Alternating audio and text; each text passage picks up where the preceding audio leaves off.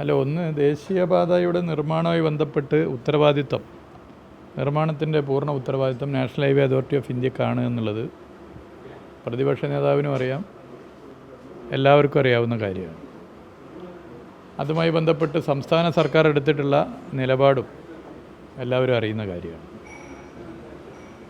National highway authority of India ഇതുമായി ബന്ധപ്പെട്ട് നടപടി സ്വീകരിച്ച് മുന്നോട്ട് വരുന്നു. സംസ്ഥാന സർക്കാർ നിലപാട് നേരത്തെ അറിയിച്ചതുമാണ്.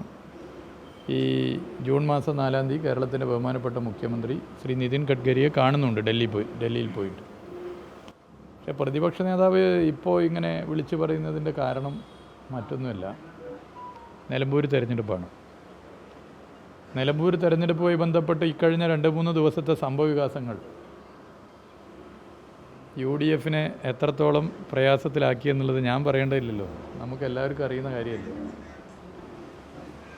നിലമ്പൂർ നിയമസഭയുടെ ഉപതെരഞ്ഞെടുപ്പ്, ആ ഉപതെരഞ്ഞെടുപ്പിൻ്റെ ഭാഗമായുള്ള 2-3 ദിവസത്തെ സംഭവവികാസങ്ങൾ, LDFൻ്റെ സ്ഥാനാർത്ഥി പ്രഖ്യാപനം, അതുമല്ലാത്ത മറ്റ് ചില പ്രശ്നങ്ങൾ, ഇതൊക്കെ ഇങ്ങോട്ട് വന്നപ്പോൾ പ്രതിപക്ഷ നേതാവിന് വല്ലാത്തൊരു ബേജാറ് കുടുങ്ങിയിരിക്കുകയാണ്.